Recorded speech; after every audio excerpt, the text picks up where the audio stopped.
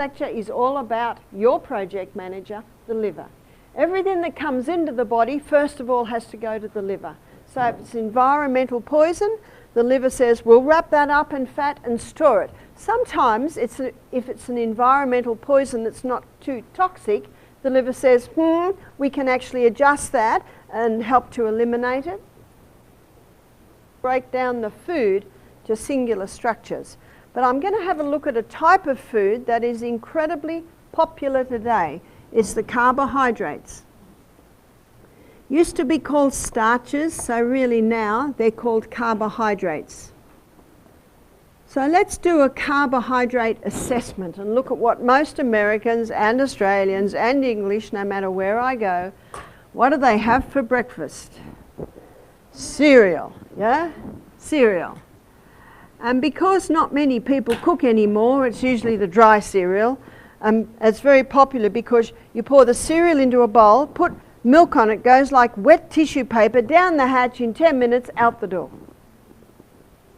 And they're in a hurry because they didn't get to bed till late because of technology. So if there was no technology in your house and the lights were low and you just had a book to read, I think we'd all be falling asleep by about the time we should be falling asleep. Tomorrow we're going to look at sleep in detail. Or bread, cakes, etc. You call them cookies, we call them biscuits. So when Australians see a sign in America, biscuits and gravy, we can't understand that. Because we call cookies biscuits, but your biscuit is like a scone or a roll, is that right? So when I say cakes, etc., I'm referring to the cookies, the donuts, all your pastry type things, pies, and the Europeans have introduced Aussies to pizza and pasta, also rice and potatoes. My husband's an Irishman, so every meal has to have a potato in it, well, every main meal.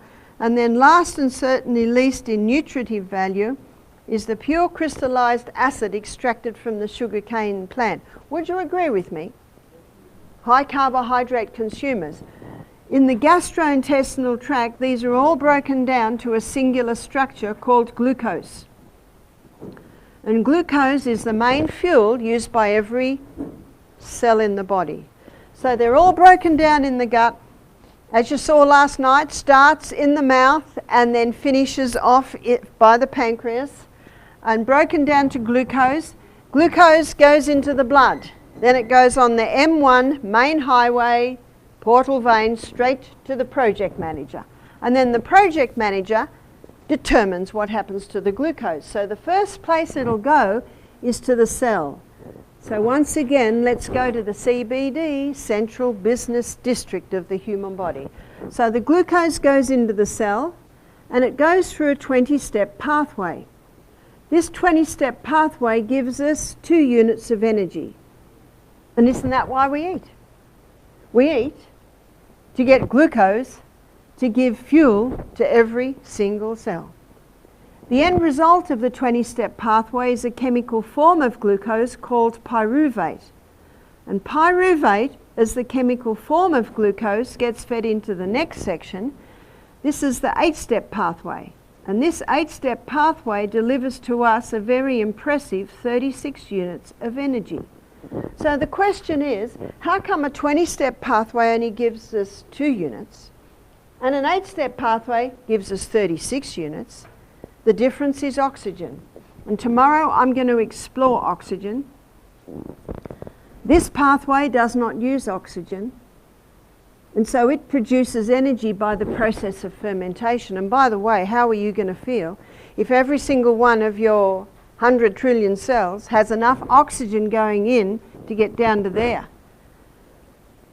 You're going to be jumping out of your skin with energy. And we'll pursue that tomorrow. But today, we're following the journey of glucose. So the first place that the liver will send the glucose is to the cell. But on a high carbohydrate diet, we've still got a lot of glucose left over. And so now the liver causes it to be stored inside the cell like a little bunch of grapes. They're little molecules of glucose. And they're called glycogen. So this is the next place that the liver causes the glucose to go, to be stored as glycogen. Glycogen is a name given to quick-release glucose stores. Do you wonder how you had the energy to exercise this morning, considering last night we only gave you broth and this morning we only gave you water and probiotic? Where did you get the energy to exercise? It was your glycogen stores. Little molecules of glucose already sitting in your muscle cell, just waiting to be used. Amazing process. But on a high carbohydrate diet, we've still got glucose left over. And so now the liver causes it to be stored in the most amazing fuel depot in the human body. It is called fat. And on the and bigger. What I have to make carbohydrates. And he gives the story of William Banting. William Banting was a businessman. He was getting a famous doctor called Claude Bernard. Claude Bernard was a contemporary to Pasteur and Beauchamp. And Claude Bernard believed, as Beauchamp did, that germs don't cause disease, they're the result. And of course that's basic common sense. So William Banting went to Claude Bernard. And Claude Bernard stopped all carbohydrates. The book calls it starches because back in the mid-1800s they were called starches. So what did he eat? He ate a lot of vegetables. There's your high fibre. He ate a lot of protein, meat, butter, cream, cheese, eggs. And with meat, butter, cream, cheese, eggs, he was also having very generous amounts of fat. That's what he ate. It seemed extreme, but he thought, well, I've gone to the good doctor. The weight just fell off him. Why? Well, when you're not giving your body this quick-release glucose stores, the liver can convert protein and fat to glucose, and the liver can start breaking down fat stores to give the glucose you need. It's called gluconeogenesis, creating glucose from the stores. He was never hungry because there are three things that keep the food in the stomach longer. Fibre, because it slowly releases the glucose. Protein, because remember, it's in the stomach that protein's broken down. And fat, because it coats the food a little bit and takes digestion a bit longer. And as we saw last night, it is very important to give your stomach a 5-6 hour break between meals. Because we've only got hungry, because he found the perfect diet. So he wrote a paper on this, and this paper went out. Today we'd say it went viral. And it was said at the time, if you were on a diet, people would say, are you doing the band? Are you doing the band? Because it was William Banting's paper. Let's fast forward to the 1980s. What diet does this sound like? Dr. Robert Atkins. Let's fast forward to 2018-19. What does it sound like? Paleo diet, ketogenic diet, FODMAP diet, Bruce Fife's diet. Let me give you the story of a man named Lee. I was giving lectures and he was attending, and I was doing 2 hours in the morning, 2 hours in the afternoon, 2 hours in the evening. I was speaking to a yoga group. He was there every single lecture. I noted outside that he had a Mercedes sports car. I also noted that he mustn't be working because he's at my lectures. It's the middle of the week. He was very interested in my lectures. He often nodded and smiled.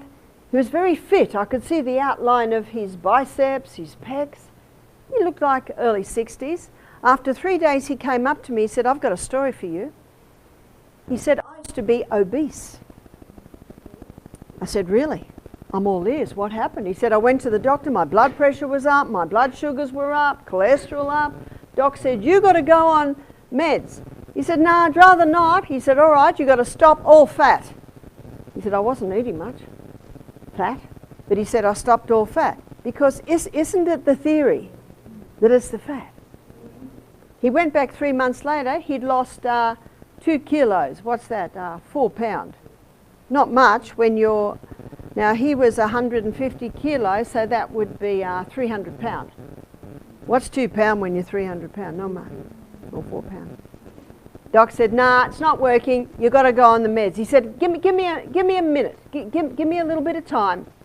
Let me let me see if I can do something. So he did a Google search. He came up with the FODMAP diet, the paleo diet, came up with the zone diet, the beach diet, ketogenic diet, and they're all saying the same thing. And you know the proverb says, in the multitude of counsellors there's wisdom, there's safety. He said it sounded very extreme, but he said, I've got nothing else to lose, so he did it. And he ate a lot of vegetables, meat, butter, cream, cheese, eggs, same thing. Weight just fell off him, never hungry, lots of energy. Went back to the doctor 3 months later. Wow, he's lost 40 pounds. Doctor said, keep on that no-fat diet. He said, I didn't say anything because I wanted to see this out before I said anything. And by the way, guess what's happened to his blood pressure? It's come down. Blood sugar levels are back to normal. Cholesterol back to normal. Cholesterol? And what's he eating? Meat, butter, cream, cheese, eggs? We'll pursue that in a minute. In fact, just hold on. I haven't finished. Aren't I a vegetarian? Just hold on. I'm getting there. I really appreciated Dr. Atkins' book, Dr. Robert Atkins, The New Revolutionary Diet, because it was fascinating. It explained so much. And he was surprised, after putting his patients on this diet that he proved was working well, and his patients loved it. They could eat everything they can't usually eat on a diet. But after a year, a few things started to happen. His diabetics were coming off their medication. This is type 1 and type 2 diabetic. Wow, scratched his head. Weight loss, phenomenal. But something else was happening. His patients with high cholesterol were coming back to normal. And he went into the medical books to see if there was any research that already had shown this, and there was. But he also went a little bit further to find out why this diet was working well. Don't you love it when there's detectives around that investigate the whys? Why are these things so? And what he found is that these are the 3 essential food groups. Essential means body cannot make it, you've got to put it in. Fiber's essential. We need to sweep that gastrointestinal tract every day, and it's in the fiber part of most foods you'll get a concentration of your nutrients. Protein's essential. 50% of the membrane around every cell in the body is protein. Yesterday we looked at the DNA. The crossword bands are made up of amino acids. That's protein. The new cell is built up by amino acid. That's protein. My son James, he's 41 now. Poor James, he inherited very hard. He worked out, but he also supplemented with something. What did he supplement with? Protein powders. And as I showed a photo of him to a guy in Florida last year, he said, he's big. He is big. His biceps are like my thighs now. Interesting, he changed his body type. He changed his body type by the workouts he was doing and also by the food. He eats a very low carbohydrate diet. In fact, he's got a following. There are all these young guys who are about 18 that want to look like James, and they think he's 30 and he's 41.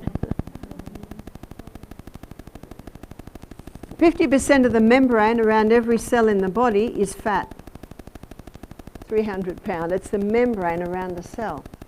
Except for the brain cell, the membrane around the brain cell is 70% fat. In fact, the brain is the fattiest organ in the body, and guess what the brain loves? Fat. What Atkins found is that the non-essential food group is carbohydrates. And one professor of nutrition on the show Fat or Fiction, which was a documentary 2 years ago on Catalyst, this professor of nutrition said you can live very, very well without 1 dot of carbohydrate. Wow. Now let me very quickly say, let me define this. Carbohydrates are not bad. What a relief. How we love them. Carbohydrates only pose a problem when they are overdone and refined. And how many people overdo and refine the carbs? It is true, you can even overdo unrefined carbohydrates. And you can see what's happening on this high carbohydrate diet. People are overdoing the non-essential and missing out on the essential, especially when it's refined. No wonder so many people are sick. And I don't think anyone planned to go to a high carbohydrate diet. It's just there. It's just easy. When I lived in the rainforest, when my children were little, this was all slow food because it all takes work and you have to cook it. Fast food was fruits and vegetables. But in the city, this is your fast food. Isn't it true? There's a whole aisle devoted to cereal. There's a whole aisle devoted to bread, cake, pies. So your carbohydrates are your being your non-essential. They are the negotiating part of the meal.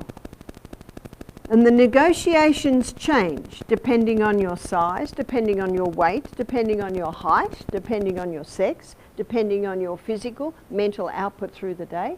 And by the way, how do you know you're on the right amount of carbs? Who'll tell you? Your body will tell you. I mentioned yesterday, I eat a very low carbohydrate diet because I just love what it does for me. And the Bible says in 1 Thessalonians 5:21, prove all things and hold fast to that which is good. So the negotiations change the most, I think, according to your health status. So if someone wanted to lose weight quickly, what would they drastically drop? Carbs. Someone wanted to put on weight, trick question, think about it. If someone wanted to put on weight, what would they increase? The proteins, yeah. I find on the program we present here, underweight people put it on, overweight people lose it, right weight people stay the same. You see, it's a balancing diet. If someone wanted to conquer cancer, what would they drastically drop? The carbs. The carbs, yeah. But how can you do this on a vegetarian diet? Can you do the ketogenic diet on a vegetarian diet? You can. Let me show you. We're going to go to Genesis 1:29 where God's telling Adam and Eve what to eat. We're going to have a look at the food, and we're going to have a look at the carbohydrate of the food, and we're going to have a look at the protein content of the food. And God said, behold, I have given you a herb-bearing seed which is upon the face of the earth. So what's a herb-bearing seed? A herb-bearing seed is a grain. A herb-bearing seed is a legume. And a herb-bearing seed is a seed. So let's go back and define grain. So you've got wheat, rye, barley, oats, amaranth, buckwheat, quinoa, corn, so many grains. Grains are high in protein, but they are also high in carbohydrates. Let's go to the carbohydrate list. How many of these are from the grain section? Grain, grain, grain, grain, grain, grain, grain. The majority are from grain. What's a legume? There's your garbanzos, you call them. We call them chickpeas, your kidney beans, lentils, cannellini beans, great northern beans, so many beans. Soy. These are high in protein, but they are medium. Third, the carbohydrate that you will find in your grain. What about a seed? Pumpkin seed, sesame seed, sunflower seed, chia seed, flax seed or linseed. Seeds are high in protein and they are quite low in carbohydrate. God said, behold, I've given you every herb-bearing seed which is upon the face of the earth and every tree. In the which of the trees a fruit-bearing seed? So what's a fruit-bearing seed? There's your nut. The nut comes from the fruit of a tree. A peanut is not a nut, it is a legume. So there's your, you call it pecan, we call it pecan. Walnut, almond, Brazil, hazelnut, cashew, so many nuts. Macadamia, you might have to come to Australia to get a macadamia. One lady said, I'm allowed one macadamia nut a day on my diet. I said, I have 10 a meal. It's not the fat, it's a misconception. Most people unfortunately overdo the nuts. I suggest having 8 to 10 every meal. How many people have no nuts for a month, buy a packet of cashews and eat the whole lot in the afternoon? They're very expensive and they're delicious. It's a great dessert. After your meal is a little handful of nuts. So my suggestion is to ensure you don't overdo the carbohydrate to decrease the grain part of the meal, and to ensure you don't miss out on your 3 essentials to increase the legume, nut, seed part of the meal.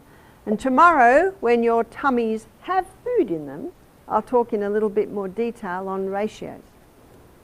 That's how you can do it on a vegetarian diet. I was talking to a Dr. Carl Benjamin from New York a few years ago. He said, I used to be one of Atkins' patients. He said, I was a vegetarian, I was overweight, I was pre-diabetic. I went to Dr. Atkins because his fame had gone abroad. You can't deny this man. His book was #1 on the New York Times best-selling list 4 years running. He said to me, he's a very gracious man, but he did put me on meat and I had to stop the carbs. He said, it is now 20 years later, you are the first nutritionist that hasn't slammed Atkins. And he said, and I'm starting to get arthritis because the meat does leave an acid residue, as you'll find out on Thursday. He said, because I want to keep the results of this Atkins diet, but he said, I want to get off the meat. So he said, I was very interested to hear where you were coming from. So I showed him how he can do the Atkins theory on a vegetarian diet. And Dr. Carl Benjamin said to me, he said, I believe if Dr. Atkins would have read the China study, Atkins would have become a vegetarian. That's quite a statement, isn't it? Because the China study is a book that shows how the meat and the dairy leave an acid residue, which is what cancer thrives in. But most people stop the fat because of cholesterol. So I'd like to give you the truth on cholesterol, because there's so many misconceptions about cholesterol. And in the book, The Great Cholesterol Con, Dr. Malcolm Kendrick, who's a cardiovascular surgeon, he said for the first time, normal levels of a normal vital body substance is being called a disease, and that is cholesterol. The body makes cholesterol, and this is a good time to talk about it because it is the liver that makes it. And the cholesterol that the liver makes, 80% of it is made from glucose. So 80% of the cholesterol that the liver makes is made from glucose. And 20% of the cholesterol that the liver makes is made from fat. Now that one piece of information alone tells you it's not the butter on the bread, it's the bread under the butter. Let's have a look at cholesterol. Two main cholesterols. One's high density lipoprotein called HDL, and it's called the good guy, is that right? Because it's the carrier. So it carries excess cholesterol out of the blood and back to the liver. LDL cholesterol, it's called the bad guy. But what you've got to remember is the body doesn't make anything bad. There's a reason. LDL cholesterol is the repairer and the rebuilder. So you'll always find LDL where there's a need for repair and rebuilding. But LDL has another role. It delivers cholesterol to the brain. And our brain loves cholesterol. The food that has the highest life. Because that developing brain cannot develop without high amounts of cholesterol and saturated fat. Let's have a look at how these two work in the blood. So here's the blood. Because of its low density, LDL is always on the edge. Because of its high density, HDL is always in the middle. The book Put Your Heart in Your Mouth by Dr. Natasha Campbell McBride, a GP with decades of clinical practice up her sleeve. And I love it when a doctor has decades of clinical practice and they write a book on their experiences.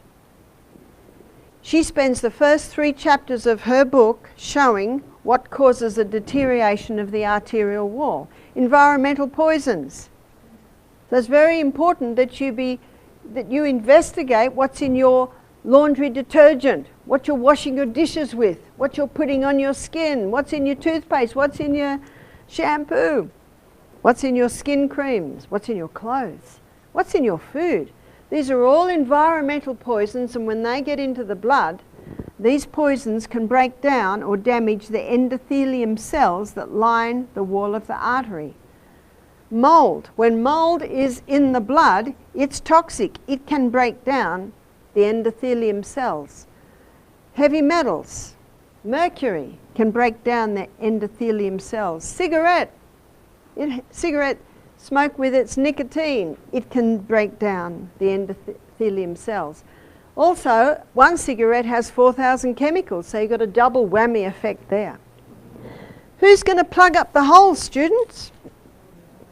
LDL. That's what it does. It's plugging up the holes. The problem is the damage continues because the people don't realise that their washing detergent is poisoning them. They don't realise what they're washing their hair with. They don't realise what's in their foods. And so the damage continues. They don't realise that the mouldy house is killing them, that they're mercury fillings. So what's happening? It's building up and up and up and up. But something else is happening. In our blood, there are little protein molecules. And when someone is on a high carbohydrate diet, high sugar, it causes a lot of glucose to be in the blood, and that excess glucose connects with the protein molecules and becomes sticky and sticks to the wall of the artery. Let's say we've got an area that's getting very thin here, and one of these little sticky protein molecules and glucose becomes dislodged and blocks. That is the main cause of a heart attack, and it's the main cause of a stroke. To say that cholesterol and saturated fat cause heart disease is like saying that the ambulances are causing the accidents. Well, they're always at the accident. It's like saying the fire trucks are causing the fire.